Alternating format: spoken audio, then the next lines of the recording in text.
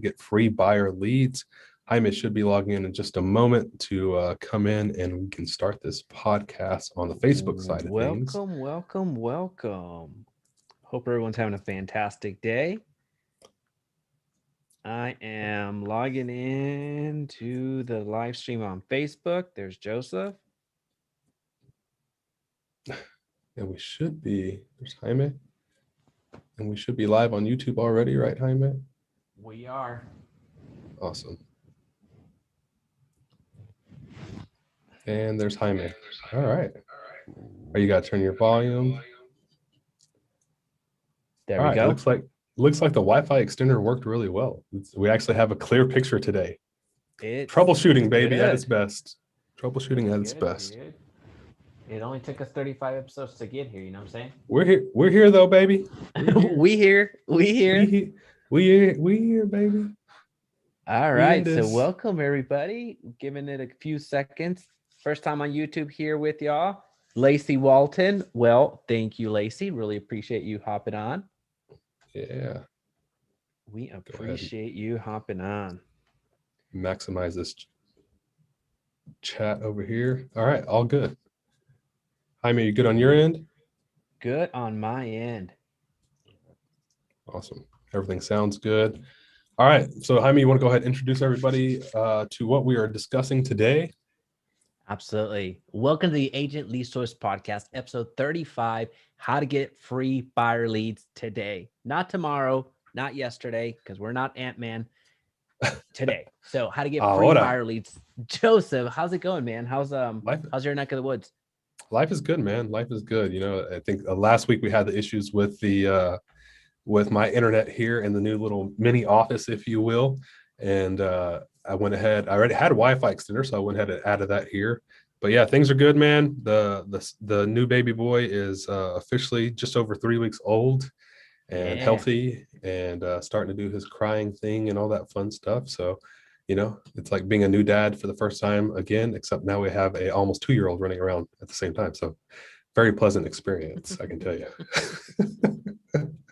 How are things on your end?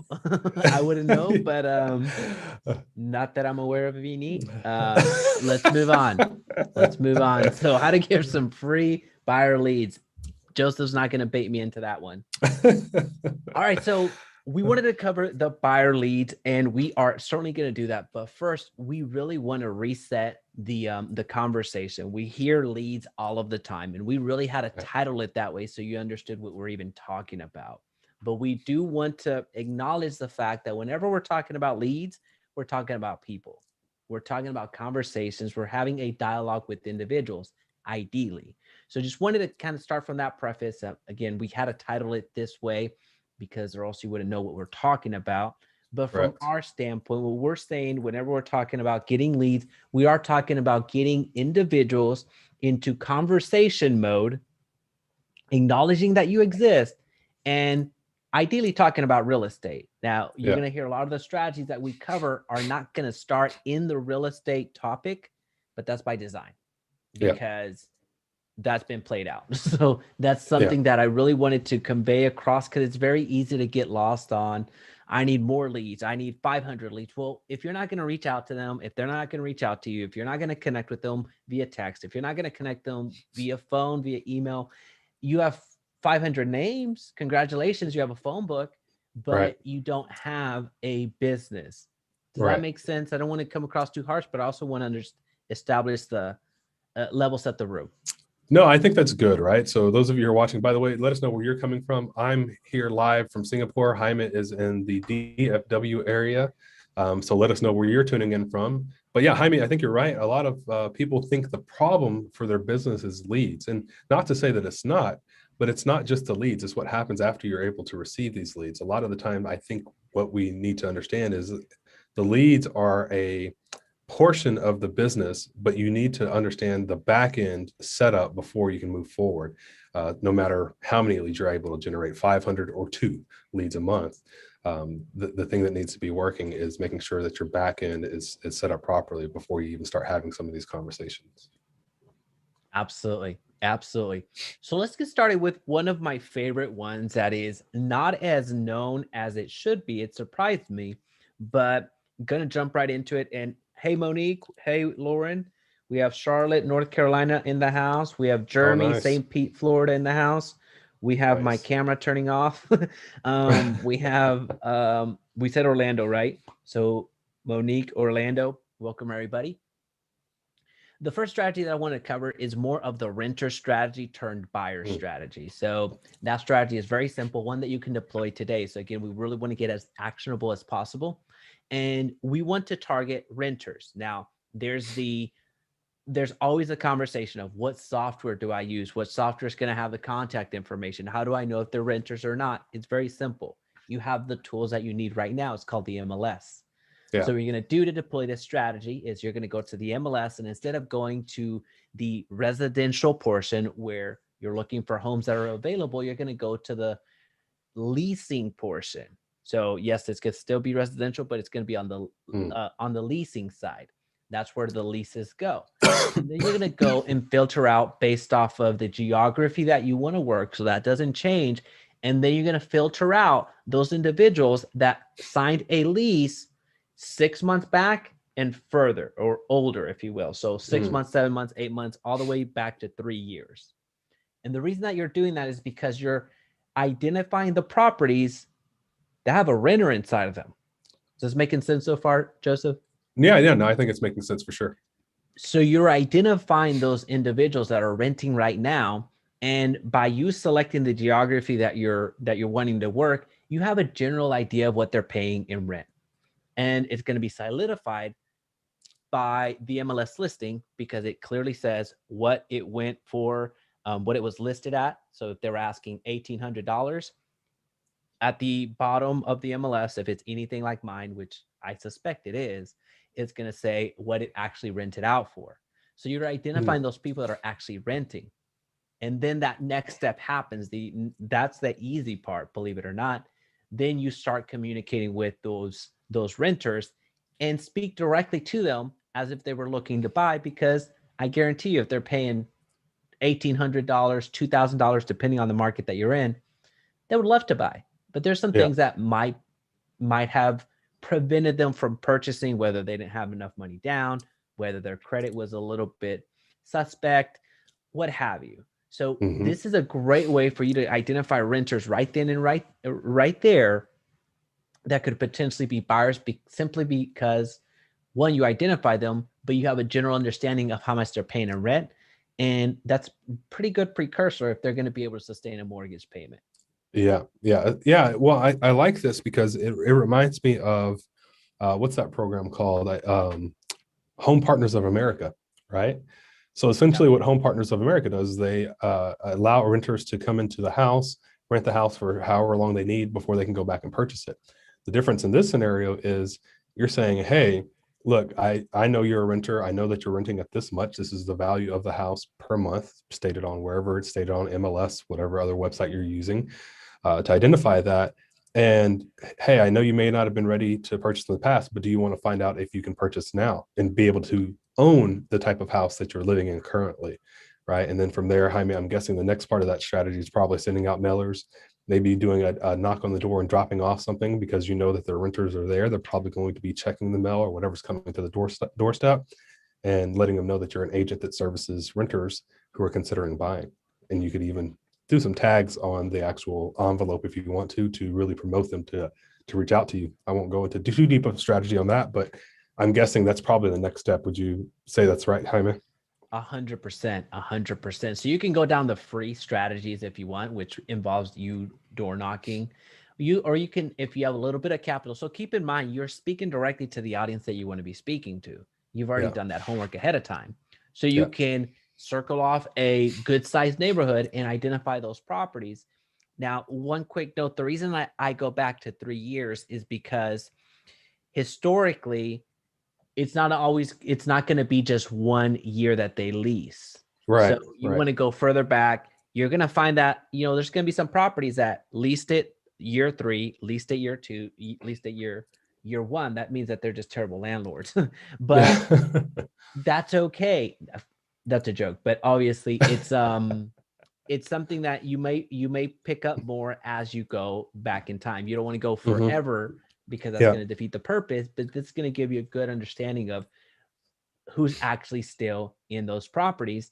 And as far as mailers, really don't want to get too much into the mailer conversation, but given the opportunity, if you have the budget, what you can do is do a very colorful mailer. Yeah. And on one side, put the word eviction in bold. Oh man.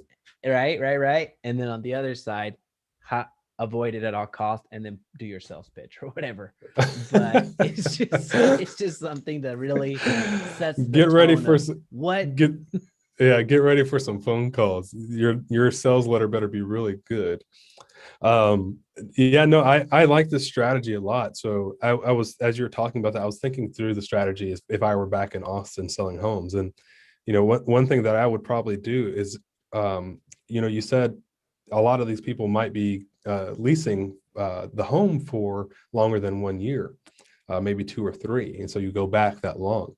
The interesting thing is, as humans, if you identify a home, Jaime made a joke about, hey, maybe they're terrible landlords because somebody's living there 1 year and then moving out. But the interesting thing is, I think if you get to a higher price point, let's say $2,000-3,000 and above, then that may be an opportunity to actually, if somebody's moving out every year, to identify a house where somebody's always renting and getting ready to move out to buy a house. So if you start identifying these higher tier price points as people who are renting a home, or renting specific homes, you might start seeing fast turnover and catching a house that's just like, hey, this is a move up house. Basically, this is a move up rental property, right? So you start looking at that $2,000, $3,000, $4,000 rental, and then you're going to start seeing people really, really excited about possibly buying a house, and year after year that house might be fruitful for you.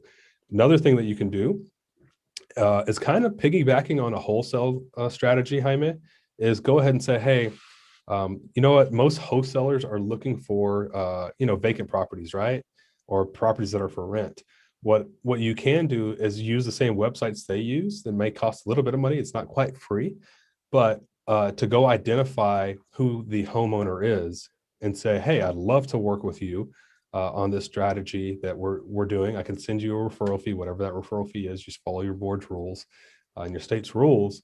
But hey, are people that are leaving your house going out to buy a house? And then instead of trying to sell them on the wholesaling strategy, you're selling them on partnering with them to understand where these people are going. And then that becomes your partner in helping you identify renters that are leasing their house, that are moving right into the next house that they're moving into. Another thing is, if you really want to do that, and these people are investors and they have a rental property, is also saying, hey, if you help me do this, I can help you whenever you sell your next house by doing something for very, very, I don't want to say a term, but it'll be of great value to you, right? And you can have that conversation with that particular homeowner yourself, or that investor yourself. Boom. Joseph, I feel every time you give advice, it's almost like the gold rush, right? And then everyone has left. I'm kidding. I was about to. I'm just kidding. It's an inside They missed joke. it. They missed it. It's an inside joke. I should stop doing those. So Yeah. now is a great time, as I completely throw us off track, to remind you that if you are listening on Apple Podcast, to drop a 5-star review. That would be greatly appreciated. If you're here live, this means that you're listening on a Thursday in the evening, and a like is going to go a long way. It's going to help Facebook and YouTube, because we're recording this at the same time, send out notifications that this podcast is fire and more people should come and check it out. So with that being said, no, that's awesome. That's awesome. What is, do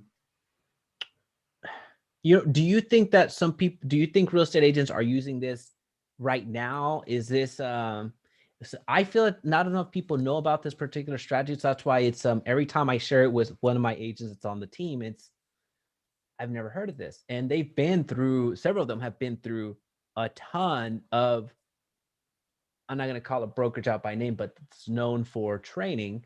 It's just, quite a few, they've been through a lot of brokerages and just haven't heard this type of marketing. No, I think that this is not a normal strategy, right? I don't think there are a lot of people. I never heard about it until I heard it from you, right? And so it makes sense because if you think about, and so hopefully that answers your question first off, but if you think about most of the real estate agents, real estate companies that are out there, they tell you to go door knock, but they don't specify who to go door knock. They're like, oh, you're going to look for sellers. Well, what you're doing is like, why would I go look for sellers if I can find these buyers right now? Right? Like it's the same strategy, but now you're just changing your focus from, hey, these people own the house to, hey, these people don't own a house, but maybe they need to own a house.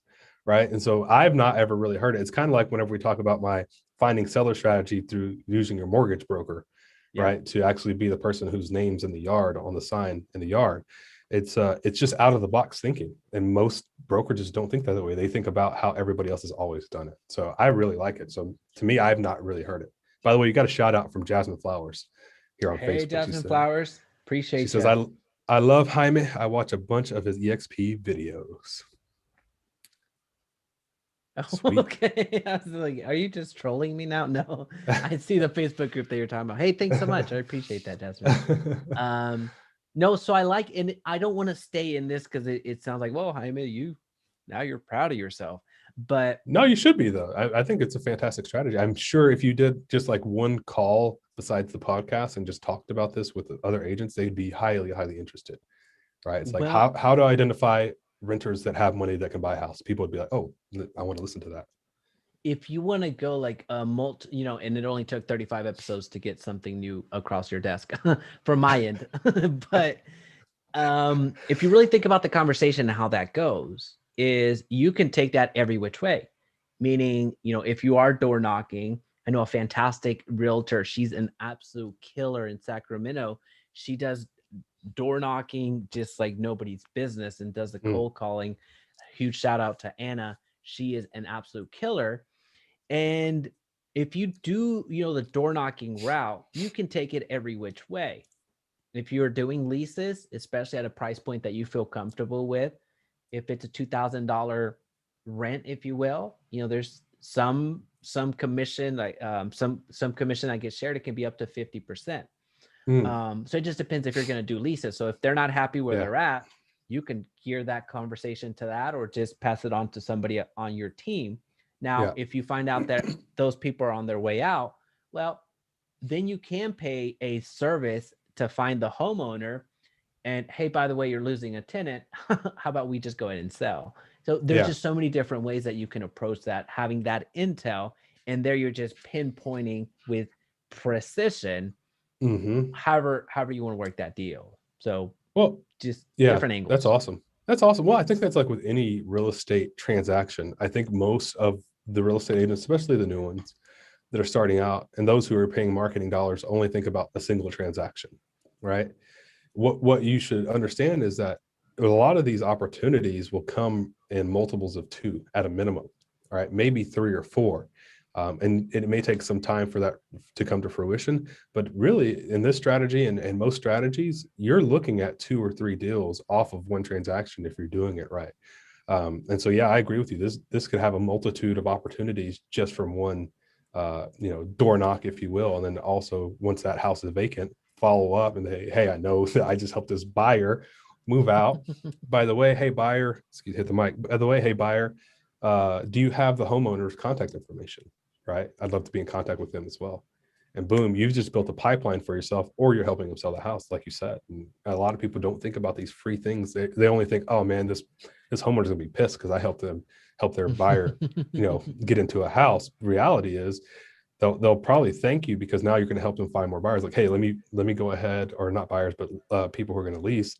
Let me market this property for you, right? Or hey, let me go ahead and lease this out for you. You can get 1 month's rent from it if you don't even get, if you don't actually get the listing. So so many opportunities by doing this one strategy. I love it. That's 4 ways right there, Joseph. That's 4 ways right there with one transaction, or one relationship is a better way of saying that. So not to harp on this particular, although it's way too late, but transitioning over to another strategy. Do you want to drop one on us for free buyer leads? So if we're talking about buyer leads, I'll go back to kind of what I said earlier in regard to the mortgage strategy that we talked about several podcasts ago. But essentially what I did was, and I would tell other agents to do it, especially in this market. Whenever you have a lot of people that are like, I can sell my house myself right now. Houses are selling within the hour of putting them on the market. You can say, hey, look, if you know you're not going to get the listing, or maybe you're just trying to get buyers, but say, hey, I can't technically put a sign in your yard unless I have at least in Texas, unless I have a contract with you, a listing agreement.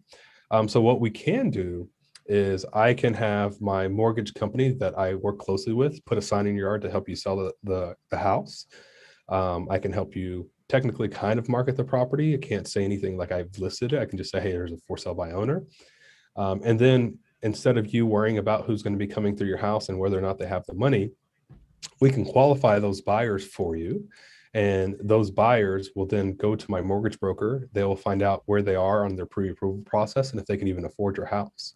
And so, the common question that I get from agents and from people that whenever we were doing this was, well, what do you get out of it? It's like, well, we'll come show you if they are approved. We'll come show your house first. Your house will be the priority. And if they don't like the house, then I can go show them other properties. So I get a buyer out of it. Right. And so that's how I would actually overcome some of those objections and then start getting buyers from FSBO. Right. And a lot of agents are like, well, if I can't get this FSBO closed to get a listing, I'm not going to get anything out of them. It's like, no, the FSBO has just told you, hey, if you can bring me a buyer, I will give you 3%. So if they have the asset, which is the house, all you need to do is figure out a way to get a sign in the yard so that you can get the property marketed. Maybe even market the property through your mortgage broker or your loan officer if they are allowed. You follow RESPA laws and all that fun stuff. But then you can go out and just get buyers for free. You literally have to spend zero money, and you can use a FSBO's asset, which is their house, to actually bring in buyers. Bam, bam, bam, bam. So that is a fantastic strategy. I hope everybody caught that. If not, you're going to want to circle back and listen to it again. I have a follow-up to that, Joseph, but I see a comment here by Lauren. Quick question. Have you already done a live on how to get free seller leads? Thanks. I think we have.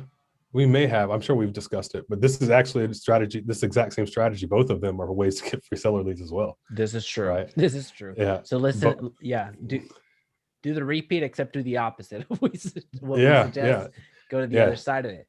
So that kind of brings me in. Great question, Lauren. So I believe we have dedicated one specifically for sellers. If not, I lied. I really think we have. We should probably know this at this point, but we've done 30 plus of them. I can't imagine us not. If we haven't, then we can commit to doing one very well. May's already booked out. Maybe June, Lauren. So I'll Jasmine, make a note. It's one of my VAs. Sorry, make a note, Jasmine. The point that I want to make was about what you just mentioned about a homeowner and having that relationship, and it really brings us right back to where the podcast started. We're talking about relationships. We're talking about a dialogue. We're talking about conversations. I know we had to technically call it a lead in our title, but understanding and going beyond just that one moment in time and how you can connect with another individual. If you can get outside of that one moment in time, you're going to have a very successful, thriving business. Yeah. And I don't think we'll really be able to stress how important that is. If you're looking at somebody from the individual standpoint of what can I gain from this individual today, then you're going to miss it. And that's why you're going to have to kill yourself to get that next deal. You're going to be always in chasing mode, in famine mode. Yeah. And that's a very difficult place to be in. If you go out there and collect relationships, if you go out there and collect these individuals that, you may not have sold their house. They're a FSBO. They can do it themselves. They're a big girl or a big boy. It doesn't matter. And they sold it themselves. Yeah. Okay. Well, they have friends, and they sure as hell aren't going to sell their friend's house. Yeah. So just let's start accumulating relationships, because one of the biggest things that as we're going through strategy sessions, and I'm sure you get this all the time when you speak with agents as well. Well, I don't know anybody. I just moved here. And I mean, is that how many of your friends did you actually sell their house or help them buy a house in your other market if you just moved there? right? And I guarantee What that had number. happened, see what Yeah. had happened, Joseph. That's a Yeah, great question. I exactly. don't follow up with that one. I'm not that savage, but that's a great point, right? Stop I making think that excuses. illustrates Yeah. the point. I think Yeah. that illustrates the point of collecting relationships. Yeah. Well, this business, a lot of people will say, well, this business is not a sales business. No, you're selling a very expensive product, right? The most One, expensive on the face of this planet that most people right. will own. Yeah, so it's property, right? But you're also selling yourself. So in that particular process, it is relationships, right? It's relationships, it is sales. You have to sell yourself. And I'm not saying sell yourself like in a way like you're selling out, but you have to do what you need to do to build these relationships. And in order to get a lot of relationships, you have to sell yourself, whether it's real estate or anything else. So, uh, Jaime, you're right. These conversations don't need to be one-off conversations. They need to continue, and you need to make sure that you're having a strong relationship with these folks. Because like we said earlier, if you're talking to somebody that is an investor that owns multiple homes and they're constantly looking for renters, or they're constantly thinking about buying the next investment property or selling their investment properties, if you have a strong relationship with them, you're going to be their go-to person, and you could help them sell 5 or 6 houses or help them get a new renter every year or whatever, right? And that takes care of your marketing costs. You have to think of like a business owner, and a great business owner usually has great relationships. 100%. And I just saw what happened in the comment section, Joseph. Yeah, Sorry, yeah. Jasmine. Not you, Jasmine. My Jasmine. Jasmine Espinoza. Sorry. She put, haha. I was like, who, me? Like, Yeah, I saw that. I saw that. I if you want to commented on it. email Yeah, me it's pretty later funny. and remind me, Jasmine, I'll take that too. But sorry. Um, yeah, no, that's so important. And I'll just give one example and then we can move forward. Um, of the collecting relationships and being willing uh, to do something where there may be very little perceived value.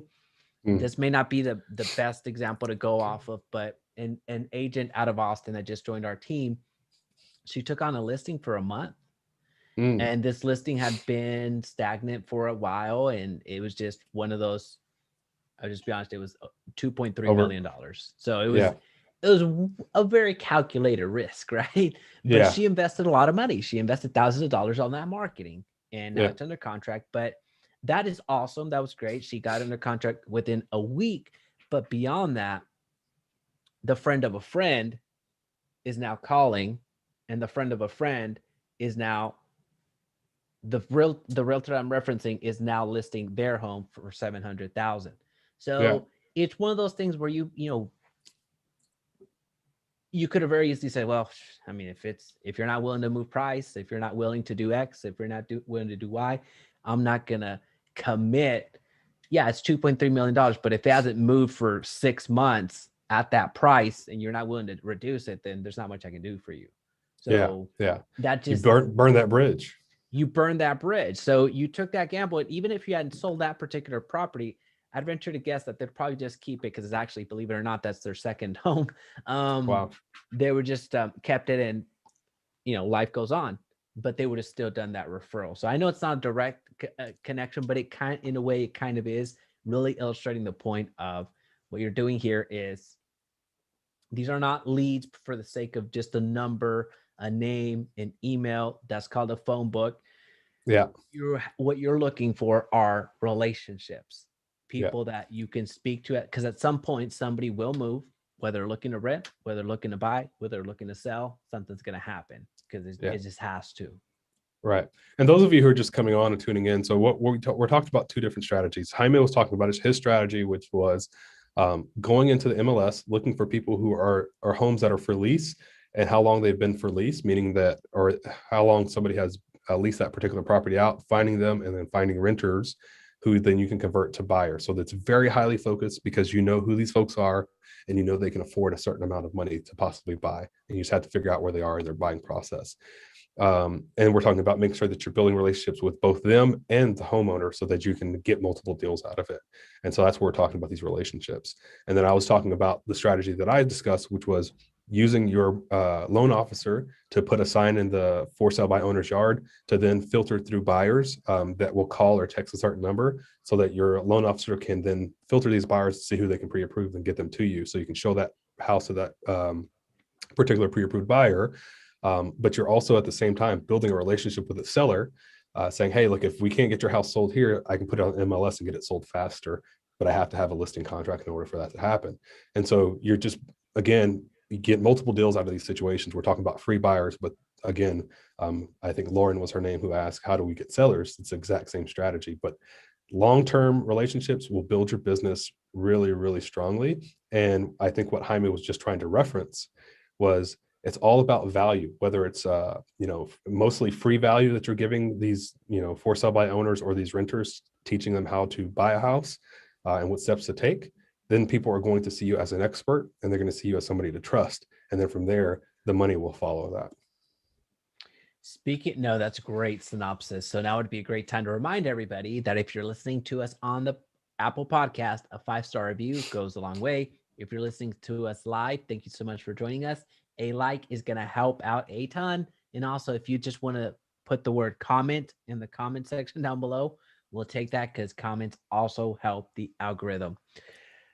So this next point that I really wanted to cover was more of a strategy within a strategy. It's more of a tactic is a better way of saying that. It's not even a strategy. It's a tactic. It's a way to get people off of their phones, off of a video, off of a ad copy, off of a post, off of whatever, and into your phone.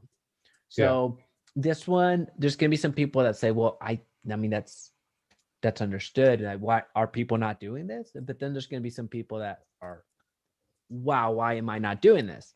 So it's very simple. It's essentially the strategy of text marketing, inviting people to text you in the way that they're used to texting.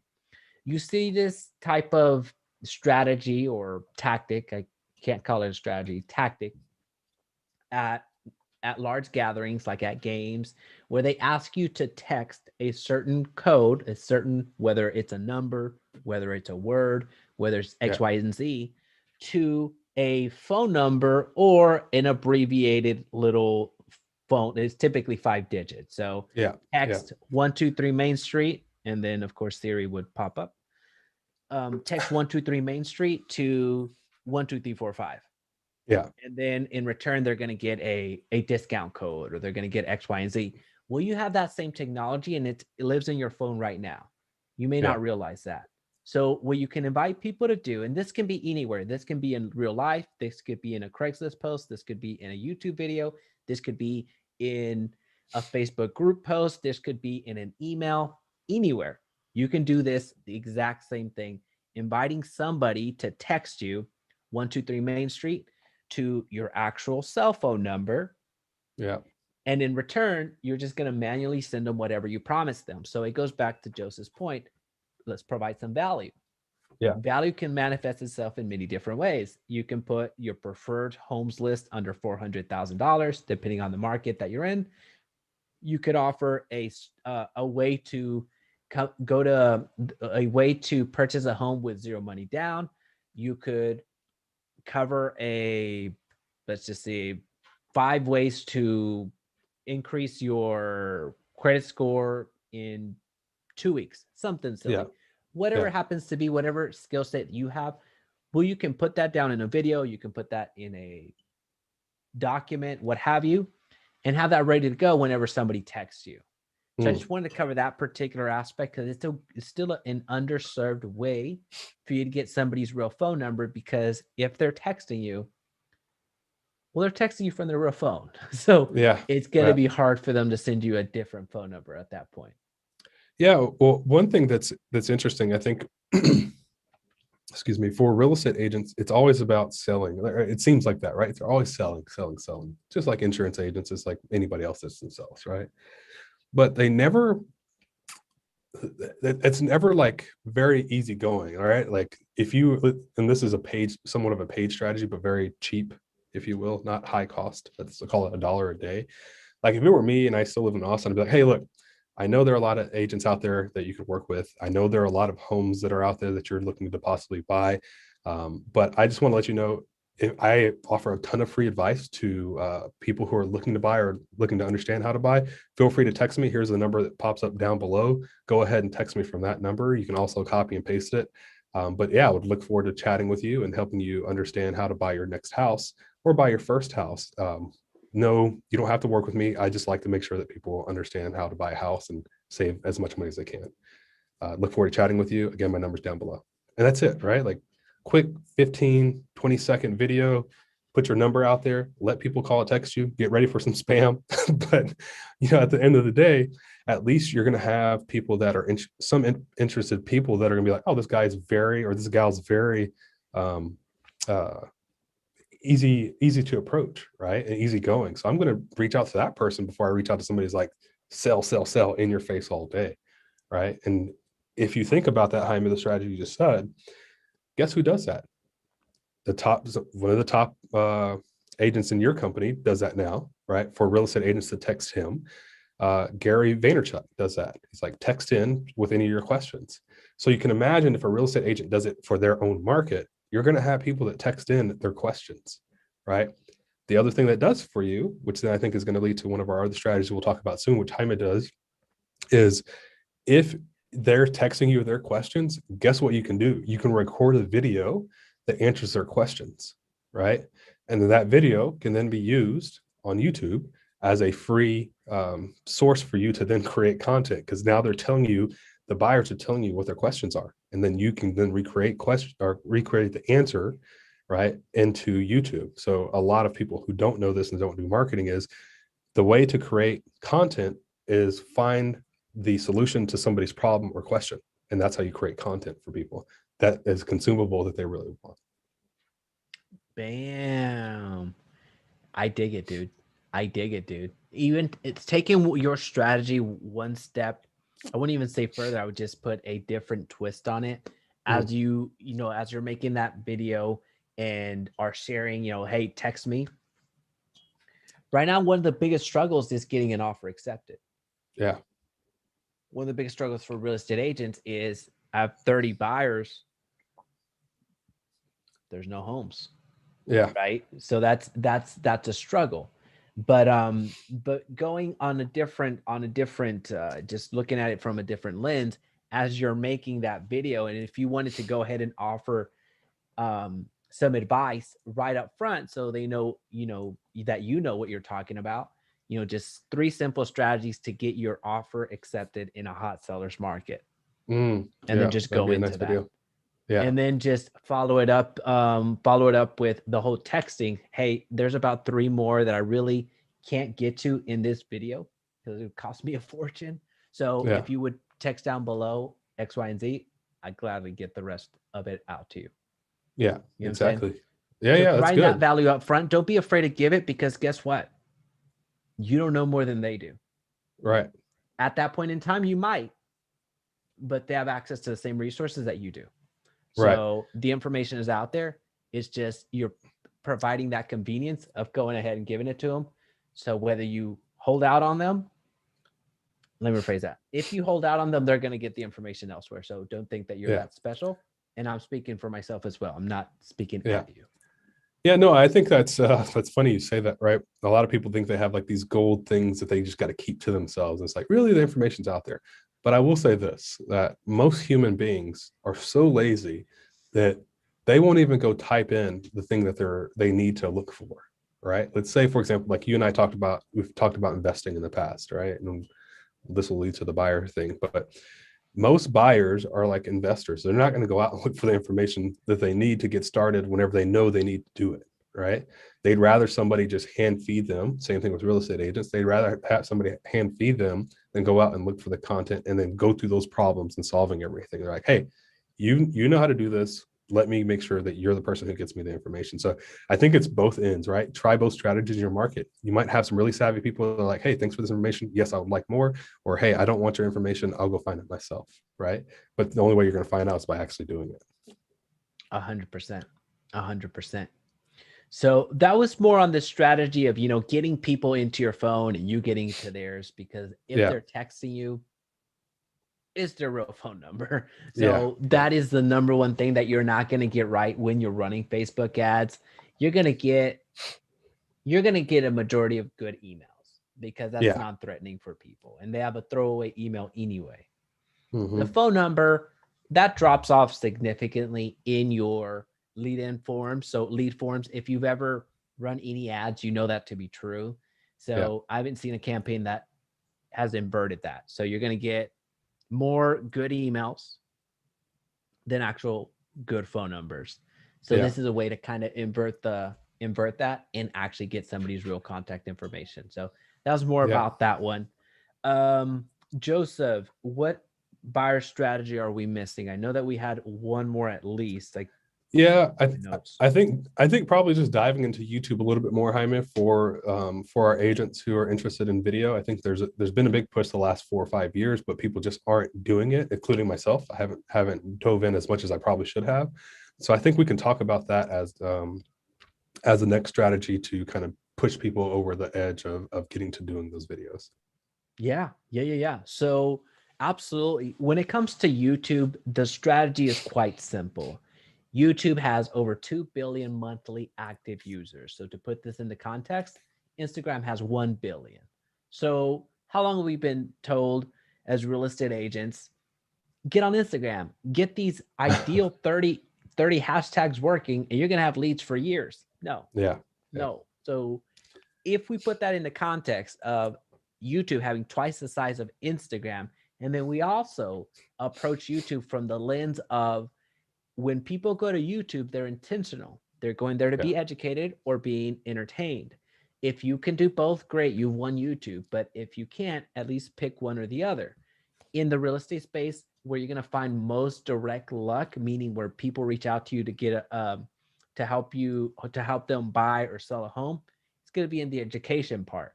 So Yeah. you can make videos about neighborhoods. You can make videos about um, schools. You can make videos about how to buy a house, how to sell a house. Any types of videos that's going to provide value to the individual. And in turn, how you're going to be rewarded is those people that are close to you are going to have that foresight, or they're just going to have that. I guess they're going to want to repay you by actually Yeah. using you as their agent. So they're going Yeah. to either call you, they're going to email you, they're going to find you if you Yeah. They establish will. that much of a community. I'll give you Yeah. one example, Joseph. So speaking of community, I'm not that good at it. I wish I had I wish I could cultivate a better community. I love everybody that watches, but Yeah. I wish that I was better, more serviceful. Yeah. We have a mutual friend, Javier Vidania. He's the largest active real estate agent slash YouTuber on YouTube right now. He's gonna hit 100,000 subscribers by the end of the month. Yesterday, he had 350 concurrent live viewers on That's YouTube. massive. Yeah. And here's what's wild about that. That's buyers, that's sellers, that's homeowners that Yeah. are gonna live and breathe with Javier. That he turns down more business than most agents will get in a year in one live stream. Yeah. But what's interesting about that community that he's cultivated, they actually pay him. They tip him via super chat. So on YouTube, you have the if they're large enough, you can turn on what's called super chats where they actually send you money. Yeah. This man yesterday, I can't tell you how much because he shared the number with me, but he wouldn't want that number going out Right. earlier today. But yesterday, it was just super chat after super chat after super chat. Now, people don't send that to somebody that they don't send that to a realtor for one. They don't tip a Yeah. realtor who's ever Yeah. done that. But beyond that, they are just providing so much and they're part of this community. And that's the type of intimacy that you can have on YouTube. Now, don't Mm. don't expect 350 concurrent viewers Not on immediately. your channel starting out, Yeah. but understand that that's the level of relationship that you can build, and you can pull leads from that for days. Yeah. Does that make sense? No, I think it does make sense. And what I think is a lot of people are afraid to put themselves out there. But what we're Mm, telling you right now is that if you are willing to do it and you're not afraid to do it, and I think the thing that people are afraid of is not knowing enough to talk about. But go watch other videos. You can literally get an idea, recreate that idea for yourself in your own market within 30 minutes and have a full video out or something to talk about. And it's like, it just takes one little thing that's a seed in your mind that you know about, like new construction. Like, you'd ask me about new construction, I can tell you almost everything about buying new construction and how to deal with salespeople, so forth and so on. But I agree with you. If you start going out and you start building these videos, then what naturally happens, it's just a snowball effect. You start getting these subscribers, they keep coming on, they keep coming on. And I'm not saying you're going to make a fortune off of YouTube just making YouTube videos, but you'll make a fortune off of YouTube making YouTube videos that connect with people in your market so they can buy or sell a house through you. Right. And so I think it's a big miss for a lot of people right now, because if you go to any of the real estate Facebook groups that have that are focused on YouTube, you'll see every day somebody's posting, hey, just got new contracts, just got new contract, just got new contract. And it's because people started to create these videos and people are starting to see their face. They're starting to understand the information they provide. And they're like, oh, I like that person. I think I'm going to go ahead and reach out to them. Law of reciprocity, which we talk about very often on this podcast. 100%. And if you take that and amplify it, YouTube is just a platform. Let's understand that it's a platform. You provide the content, you provide the goods. Yep. You're not only going to put it on YouTube, you can put that on Facebook, you can put that on Instagram, you can put that in your email newsletter. Yeah. You are providing the conversation. How many of you are paying $500, $1,000 to social media management companies to post a picture of a kitchen that gets 0 likes? I mean, why are we still doing that? Right. I have no idea why agents still pay for that. You are creating that content. You are the brand. You have something that you can sell at the end of the day. At this point, it's not who you know, it's who knows you. And if you show up more, guess who's going to get that business? If you show up more, guess who your friends are going to refer to you?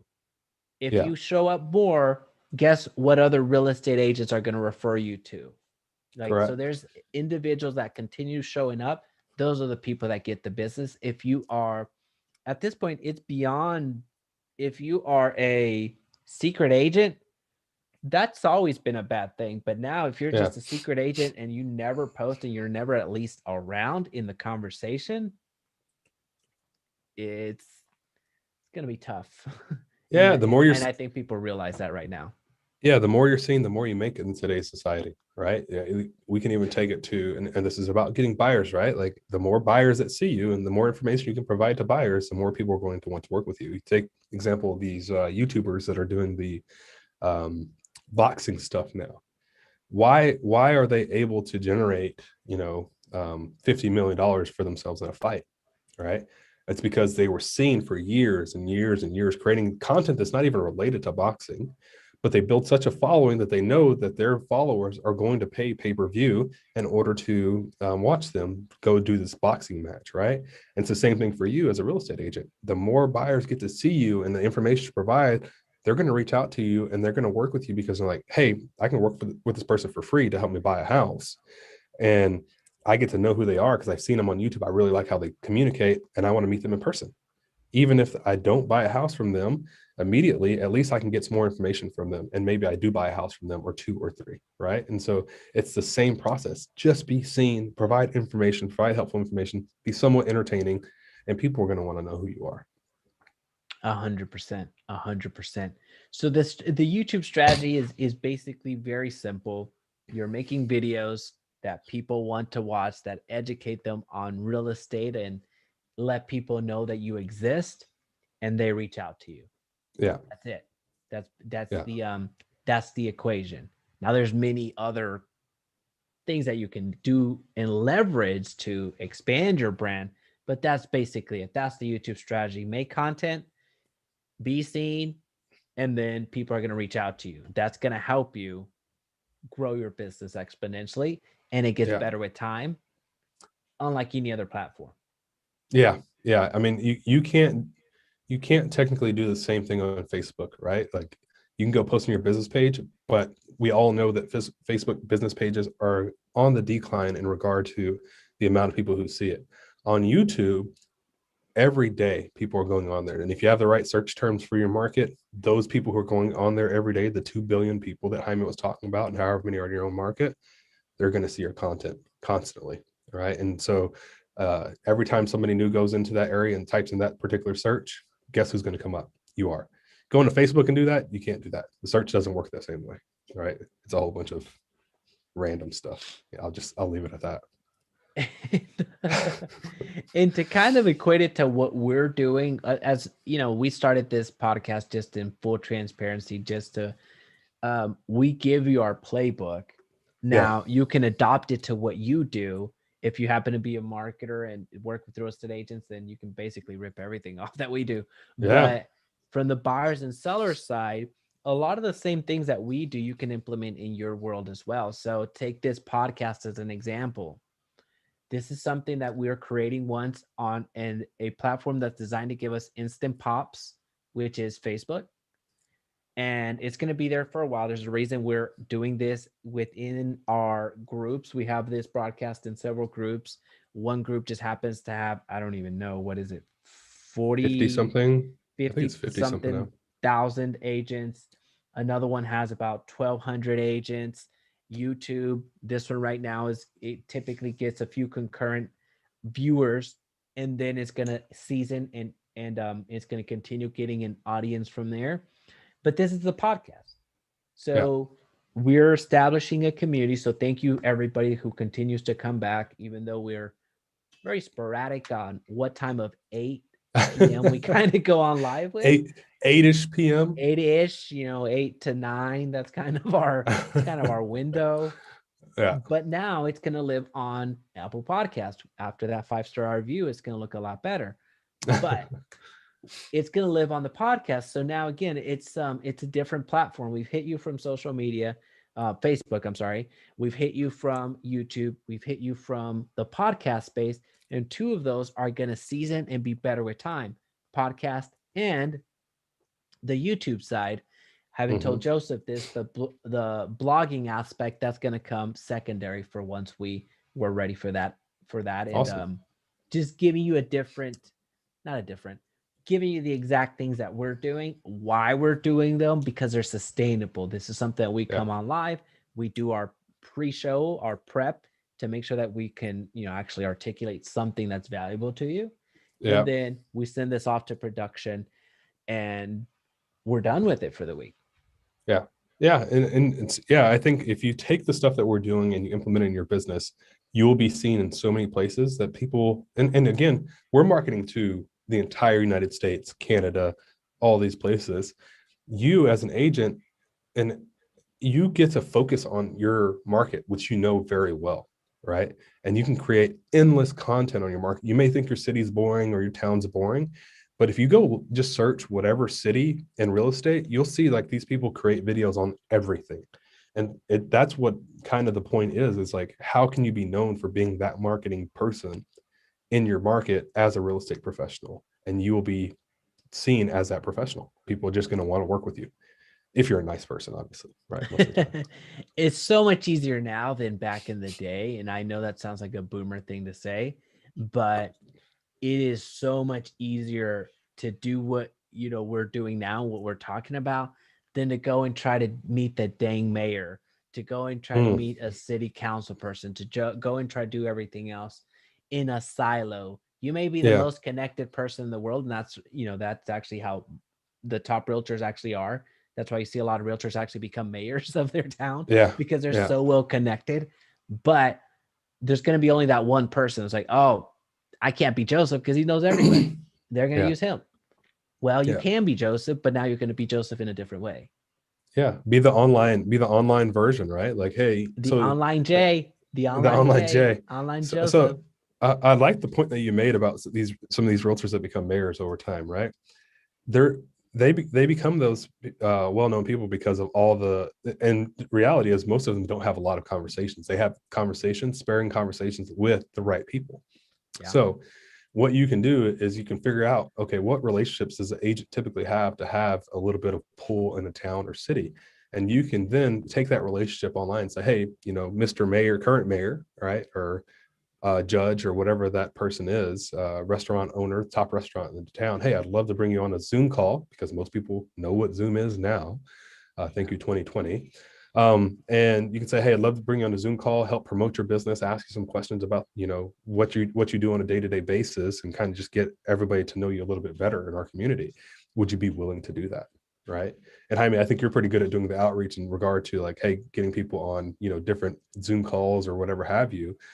Probably giving some of the agents an idea of what that looks like to just like reach out, right?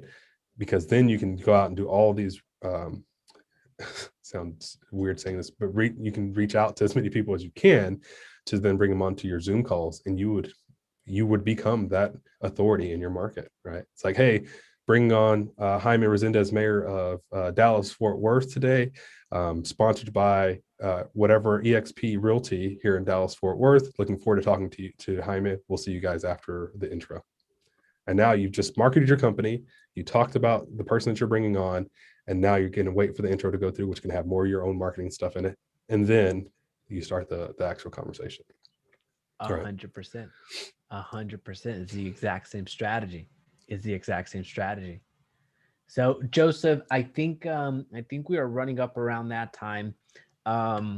So now as we're getting ready for the dismount, just going through some parting thoughts from my standpoint, and then I'll kind of cede the floor to you for your dismount or the parting thoughts there. I kind of have to go back to where we started. Mm-hmm. Conversations, building relationships. Leads are just the point in time. Leads, they could be the hottest leads. They can turn cold leads. They can turn warm leads. It's just the point in time. Yeah. If you are approaching this business just looking for those hot, ready to go buyers, you're gonna have a hard time. And I suspect that if you are that person, you're nodding your head because you realize it. Yeah. So yeah. If you're looking for that type of business, it's very difficult to do. It's not a sustainable one, and it's going to cost you a lot of money to get to that point. But if you approach it from a relational standpoint, where you're collecting these relationships and are expanding upon them, remember, real estate is cyclical in every way, shape, and form. So they may be cold now, they may be cold for 5 years. Then I guess there's a better way of doing this. They warm up and they ultimately end up using. So if you're the person that's there providing value, being, sincere in your approach, as opposed to what can I gain from this relationship, everybody's going to want to do business with you. Everybody. Yeah. So that's it. So I don't necessarily look at it from a leads perspective. Look at it from a conversation perspective, from a relationship perspective. Yeah, I think that's great, Jaime. I just did a YouTube video kind of talking about portions of that you just said. And it holds true for any business, right? Like if you think about a restaurant owner, and these are my parting thoughts. You think about a restaurant owner and you go and have a relationship with them and bring them on to your Zoom call / podcast. They're going to be like, man, I really like doing that. I really appreciate Jaime doing that. I'm going to market this Zoom call everywhere. Everybody's going to see your marketing material. And the intent, yes, you got to do business, but also you got to learn about somebody, and maybe that somebody becomes a good friend of yours, right? So I think that, as Jaime said, don't be so transactional and worry about every lead, but think about the long-term effects of growing your business, and your business will continue to grow year after year, month after month, a day after day, or vice versa, day after day, week, month, year. Anyway, that's what I would say. Make sure you focus on those relationships, and don't worry about the transactional part of it. It'll come if you're building relationships. Bam. Folks, this has been the Agent Lead Source Podcast, how to get some free buyer leads today. I hope that you enjoyed it. If you're listening to us on the podcast, if you listen to us on Apple Podcast, a 5-star review is going to go a long way. Every Thursday after 8 p.m.-ish or something, you're going to find us going live. So make sure that you connect with us on the socials. We'll link everything down in the show notes below. Outside of that, we'll see you next week. Thanks. All right. Thanks, guys. Bye.